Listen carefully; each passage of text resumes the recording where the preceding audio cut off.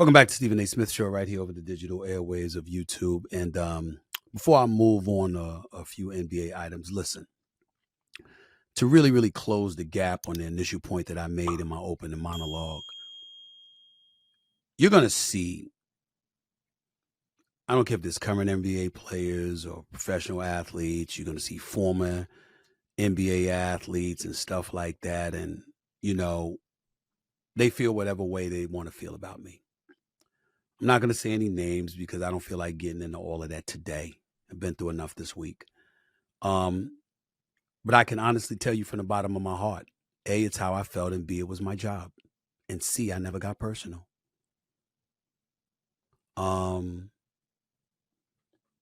see some guys going off and they're saying, yeah, I checked Stephen A. It never happened because I never had a problem with them to be checked. I see others talking about, calling me names and going off and getting personal when the only thing I said about them was factual, going up against their own contemporaries on the NBA level. They simply could not play. The facts bear that out. As a basketball analyst, as a professional sports commentator and analyst, understand that there are a multitude of bodies that exist on every roster. And for everyone that has a job, it's hundreds, if not thousands of others you're costing that job to because they don't have a spot. And so as a result, when you show an inability to perform, it's going to be said. And it's just that simple. And when you have folks, there have been times in the past where I've had to address people because, they try to come at me as a black man. Or put my resume up against theirs in terms of who does what for our community. Name the time and place and I'll show up. And so you just think about that. You see, comedians and others and certain folks that are supposed to be comedians, but ain't making anybody laugh because they're so incendiary. There's nothing funny about it. It's vicious. But talking about, Stephen A. and he knocks the brothers. Well, wait a minute. If brothers are playing against brothers in a basketball game and one plays lights out and the other plays like trash, what the hell am I supposed to say? That's who you were going against. Somebody acting, folks are treating this like Larry Holmes is going up against Jerry Cooney and he knocks out Jerry Cooney and I'm talking about Larry Holmes negatively. I mean, what are you talking about? When Terrence Crawford beat Errol Spence, what was I supposed to say about Errol Spence? What was I supposed to say? It just amazes me sometimes how we forget that. But I'm going to be me.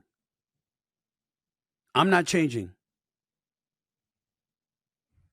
I believe I'm fair-minded to everybody as it pertains to their results. My heightened level of sensitivity comes towards black people about things of a social nature, meaning our environment, what we grew up in, what we were surrounded by, the trials and tribulations and the obstacles that we have to overcome.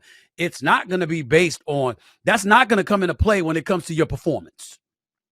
You step on that basketball court, you step on that football field, you step on that baseball field, you step in a boxing ring or UFC, octagon ring or whatever. No, I'm going to call it like I see it based on the event taking place before our very eyes.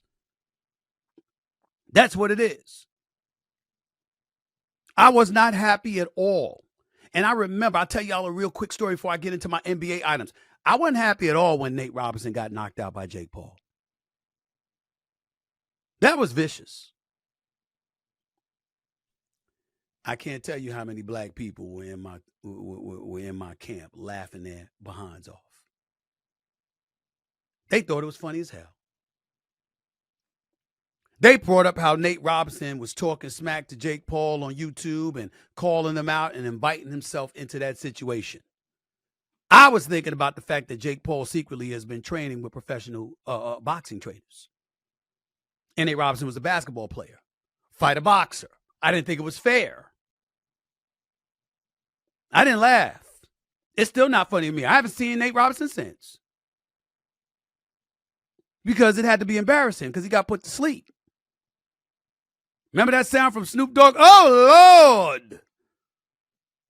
And Snoop Dogg was like that, but even Snoop Dogg told me he stopped joking the minute he saw how hurt Nate Robinson was. He could not even sit up on his stool. It was that bad.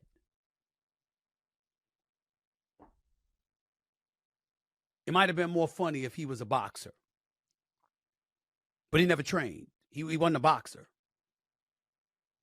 But I digress. I'm simply saying I'm going to call it like I see it. That's who I am.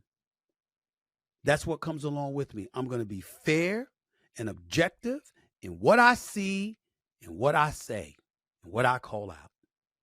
It is who I am. I am not changing. But I'll never be personal. Let me get to my basketball stuff right here, because I was recently listening to Carmelo Anthony, Melo, as we all love to call him, on the 7 p.m. in Brooklyn podcast with Carmelo Anthony and Kid Mero. I don't even know where I need to start when it comes to going through this. Carmelo Anthony was reminiscing about his days with the Denver Nuggets. And Carmelo Anthony felt the need to bring up Jokic, as in Nikola Jokic, as in a two-time league MVP and a reigning defending NBA champion, Nikola Jokic. Carmelo Anthony brought him up because there was some issue with Jokic getting the jersey number 15, which is the same number Carmelo Anthony wore during his tenure in the Mile High City. Drafted in 2003, was in Denver until the 2010-2011 season when he forced his way out of Denver to go to the New York Knicks. This is what Carmelo Anthony had to say as it pertained to his thoughts about Nikola Jokic being given the number 15 to wear. I hate doing stuff like this, but we've got to be factual to some degree anyway, because Carmelo brought up something that simply makes no sense to me. I want everybody to understand that a legitimate argument could be made that in 2003, it shouldn't have been LeBron James who was Rookie of the Year. It should have been Carmelo Anthony. Carmelo Anthony was balling. And Denver was winning. And Carmelo Anthony could have easily been Rookie of the Year. That's number one. Number two, the Detroit Pistons, although it was understandable because they were they were en route to being a championship team. They had gone to 6 straight conference finals and back-to-back NBA finals and won a championship led by the Joe Dumars, who's now the VP of basketball operations for the NBA league office. A legitimate, obviously, one of the blemishes on his career, even though they already had Tayshaun Prince in the lineup with Rasheed Wallace, Ben Wallace, Rip Hamilton, Chauncey Billups. A legitimate argument could easily have been made that they should have drafted Carmelo Anthony. Biggest mistake the Detroit Pistons ever made. They drafted Darko Milicic instead, and they never recovered, really. Even though they won thereafter in the immediate years following, the bottom line is it was always held against Joe Dumars to some degree that he didn't draft Carmelo Anthony. But Carmelo Anthony making the assertion that he made about Jokic respectfully makes no sense. Melo, you know I love you, bro. My dog, but come on, man. This makes no sense.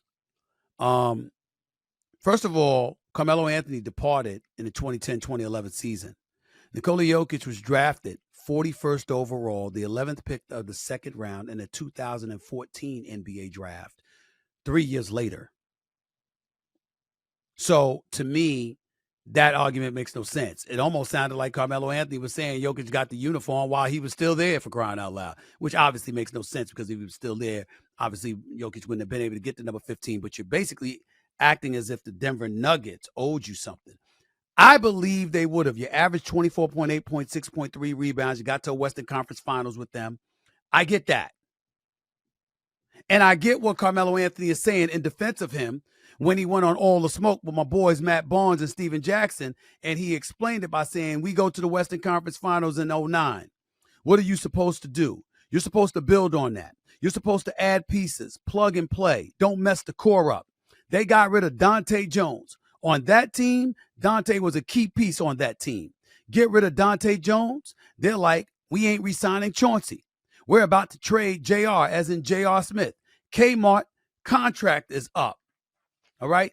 And the lockout's coming. So I'm not about to rebuild. I'm not going to rebuild after we went to the Western Conference Finals. That's what Carmelo Anthony echoed to justify forcing his way out of Denver, going to the New York Knicks, along with Billups, Sheldon Williams, Anthony Carter, and Ronaldo Balkman. And in replacement, the Knicks sent Wilson Chandler, Raymond Felton, Danilo Gallinari, Timothy Mozgov, a first-round pick and and 2 second-round picks to the Denver Nuggets. Fair enough. I understand the explanation, Carmelo. My only retort to that is, what does a team owe you if you forced your way off of their franchise? Now, see, when LeBron left, LeBron fulfilled his contractual obligation and then turned around and departed for Miami, took his talents to South Beach. We all know this. I broke that story. In that story, I also reported that it was supposed to be Carmelo Anthony who was in Miami with D. Wade and LeBron James, not Chris Bosh. But if y'all remember, prior to 2007, or leading 2007, whereas LeBron James, Chris Bosh, and D. Wade all signed contracts that gave them an out after 3 years, which allowed them to be free agents in 2010. If you remember, Carmelo Anthony was locked into a 5-year deal. How would I know that? Because I interviewed Carmelo Anthony, and when I asked him about being in a 5-year deal, he literally sat on my couch, in my chair, on my show, quite frankly, which was on ESPN2 back from 2005 to 2007. Carmelo Anthony sat in the chair, and thank you for that, because he graced me with his presence. It was a great interview. And when he sat down and he said that, he said, yo, man, I'm from Baltimore. I'm from the streets. I ain't turning down 5 years of guaranteed money. That was his thinking. D-Wade, Bosh, and LeBron bet on themselves. Carmelo locked himself into a 5-year deal, which means that in order to get out of Denver, he had to force his way out, and it had to occur via trade instead of free agency, because he locked himself in by guaranteeing himself the 5 years. So if you force yourself out off of a team, respectfully, why should they want to retire your number? Why shouldn't they want somebody else wearing the number? Why shouldn't they want somebody help them kind of forget about you? Not because you weren't great, because Carmelo Anthony is one of the prolific scorers this game has ever seen. And oh, by the way, whether you like it or not, he's a Hall of Famer. Because when you consider the national championship at Syracuse, when you consider his collegiate record, and when you consider what a scoring machine he was for the better part of his NBA career, and you combine his basketball resume, being an Olympic gold medalist as well, I might add, you take all of those things into consideration, and the fact that the Hall of Fame is not an NBA Hall of Fame, but a basketball Hall of Fame. Carmelo Anthony is going into the Hall of Fame. Carmelo Anthony is a Hall of Famer. He is a Hall of Famer. Just get over it. And by the way, one of the best brothers I know, real as they come. Melo is Melo. But he's a good dude. His family, his brother Justice, and all of them, man, please, they know what love I got for them. But I can't knock the Denver Nuggets for putting the number 15 jersey on somebody else. They probably didn't know how good Nikola Jokic was going to be, because they certainly don't regret it now. And his number will be retired, and his numbers will hang in those rafters. But if they don't want to forget, if they don't want to remember you, Melo, it's because you forced your way out. Had you left as a free agent, you could come back one day. That's different. But forcing your way out of the city, regardless of what you articulated, which were all valid points, by the way, you still forced your way out. And when you force your way out, they're not supposed to honor you. Respect you, yes. Honor you is different. And I think that's important to point out. Another story I want to get into is Ime Udoka, head coach for the Houston Rockets, about to return to Boston for the first time since he was exiled from that city as head coach for the Celtics because of transgressions with an employee of the team. And that's all we're going to say. Don't know whether she was married or single or whatever it is. And he wasn't married, but obviously he was in a relationship with Nia Long and all of this other stuff. And he's returning to Boston for the first time. I think Boston's the best team in basketball, despite the fact that they got smoked by Milwaukee last night. Means absolutely nothing to me because it was the second game of back-to-backs. It was their fifth game in 7 days. They were tied, and that's why Mazzulla benched the starters for the entire second half. Okay? It's just that simple. That won't happen again. But I will tell you this.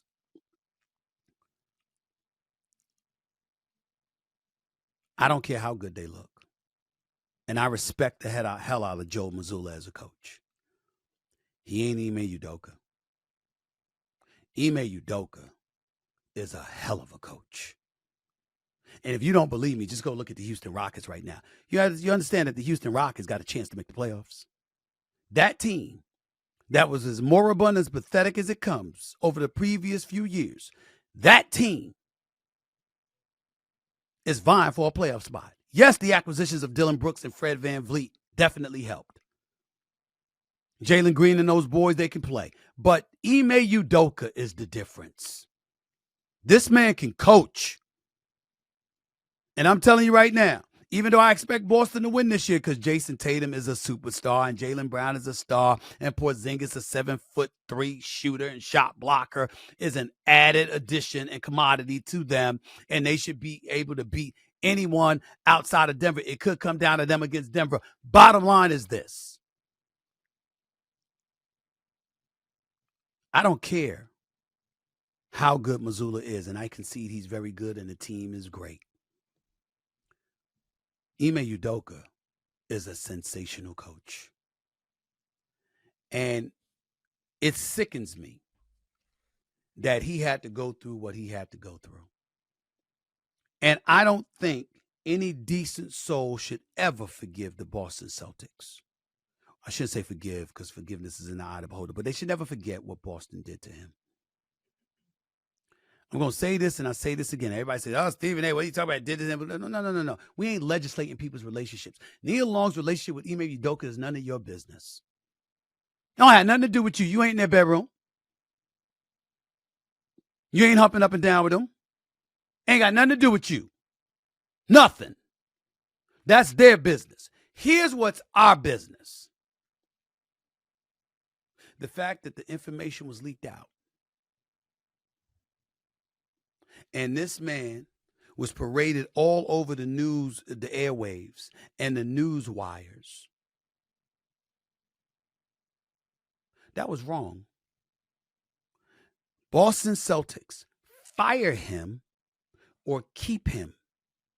But what you don't do is leave him dangling on an indefinite suspension, have his assistant step in as the head coach, and then, oh, by the way, leak it out that his actions involved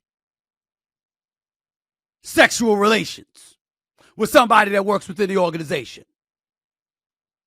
Because I know plenty of white dudes that have been screwing around in their places of business. Many. I never heard anything said about them. I know of at least 2 individuals who were fired from NBA teams because of that. No one knew. They're departing ways with the organization, undisclosed reasons or personal reasons. They're moving on, and that's all you heard.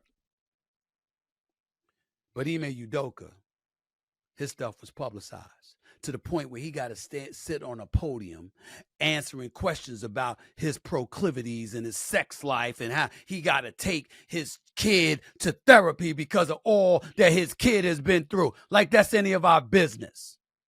What a violation. What a violation. Again, I'm not condoning anything.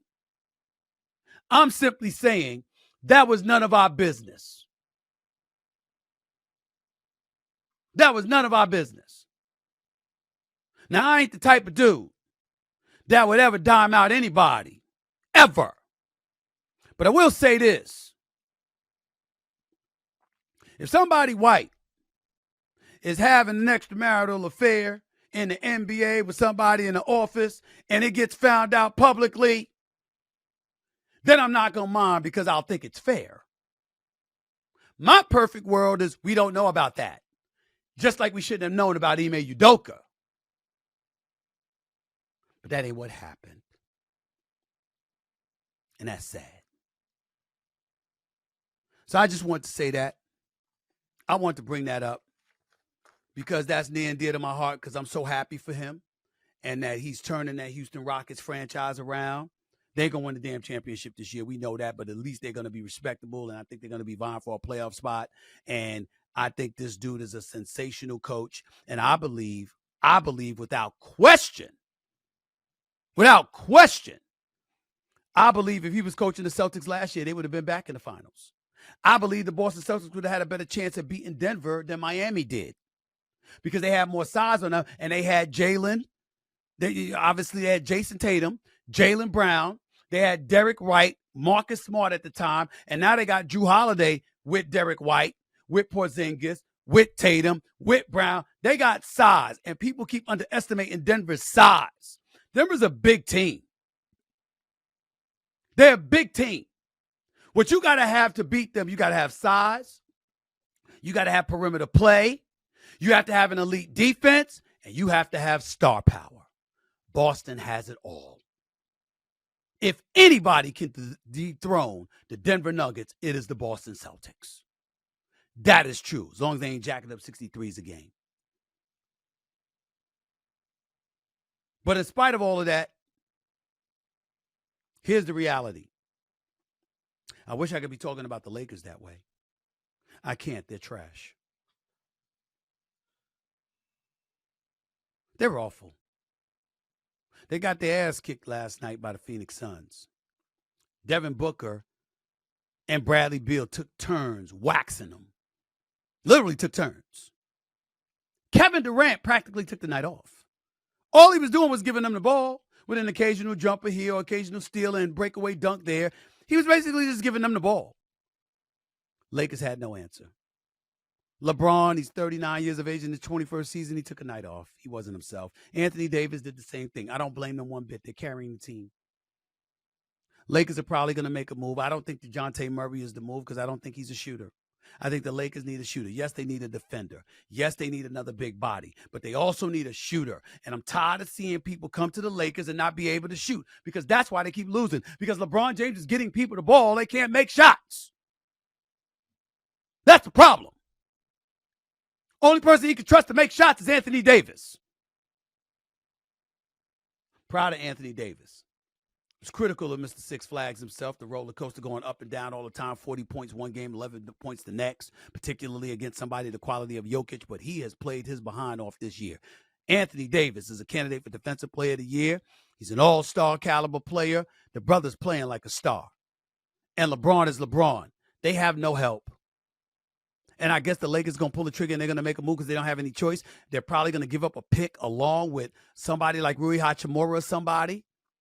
And as a result, they'll keep their team intact, most of their team intact. They won't have any picks until the year 2030.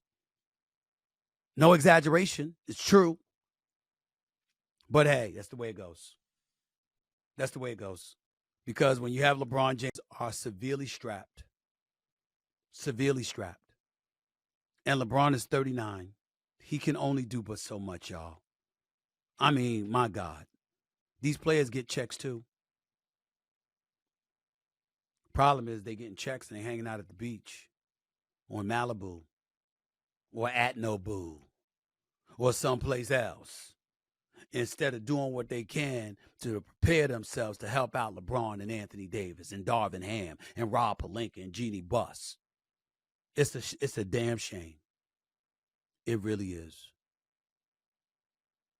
But it is what it is. What can I say? I don't think LeBron's going to win another title. Can't see it. Right now, it almost looks like the only reason he's still playing is to be here for when Bronny gets to the NBA, assuming that happens. Because the Laker teammates outside of Anthony Davis certainly are not giving him a reason to believe that he's going to be contending for a championship anytime for the foreseeable future. That's just the way it is, y'all. Minnesota, Oklahoma City, Denver, Sacramento, Clippers.